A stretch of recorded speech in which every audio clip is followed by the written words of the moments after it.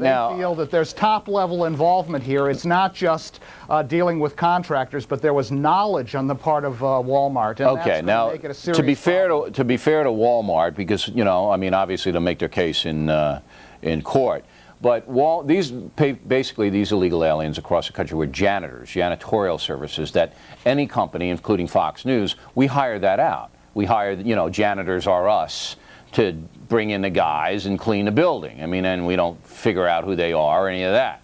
Now, maybe what you say is true, maybe isn't. But you have to consider this, Professor. I've been extremely critical of Homeland Security, INS, for just letting the immigrants run wild in this country. We know the federal government has not secured the borders. I think this just might be because they're going to get a lot of attention to show the people they're doing something. Well, I think it's a serious problem. I don't think Walmart is going to be able to hide behind their contractors if they had knowledge that the contractors were using. Yeah, if they knew, certainly, but they have to prove that in court. The law is very clear. Right. There have been suggestions that the federal government has wiretap information and documentary evidence showing that high-level Walmart executives had this knowledge. If that's true, then go get them. Then go get them. They're going to get them. Let Mr. Wiles jump in here. Well, Bill, I think that the government has subtly changed its focus since 9/11 from its domestic patrolling or policing of illegals to our borders. We've seen in the wake of the 9/11 attacks students, clerics, and diplomats that rooted themselves here. But this is not one-dimensional. It's multidimensional. The Immigration and the Department of Labor are concerned that they are not doing their job to protect jobs for Americans.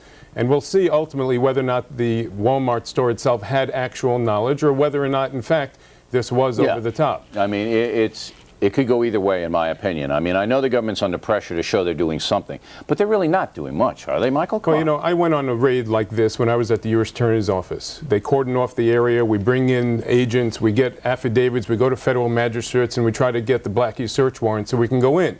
The fact is that the government is trying. They have laws that every documented person, or every citizen for that matter, has to fill out a compliance document when they start the first day of job, and they have 2 days later to complete the document that they're authorized to work.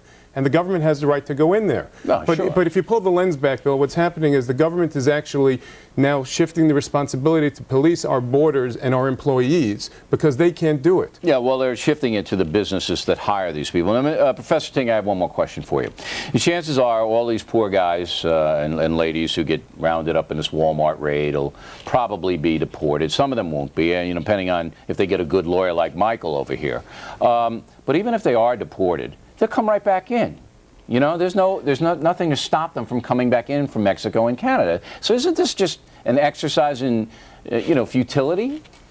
Well, I think there's a lot that needs to be done on immigration law enforcement. I mean, the reality is prior to 9/11, there wasn't a whole lot of employer sanctions work going on because, frankly, there's countervailing political pressure out there. A lot of businesses don't like these raids, and they complain to their members of Congress, and Congress controls the budget of the Immigration Service. So as I said earlier, I mean, the service has had its hands slapped repeatedly. I want to give Michael 10 seconds to wrap it up. Bill, these are people. They have red blood, and they're trying to work very hard. The United States has to police its borders and has to choose its wars and battles judiciously. All right. We'll see what happens. I feel sorry for them too, Michael, but we just can't be letting everybody in, and we just can't. Agreed. All right, gentlemen, thanks very much. We appreciate it. In a moment, as the factor continues, the far-left smear merchants are blaming their abysmal behavior on conservatives. We'll confront that point of view. And a woman is raped. You will not believe the life sentence her assailant got. Wait till you hear this outrage. We'll be right back.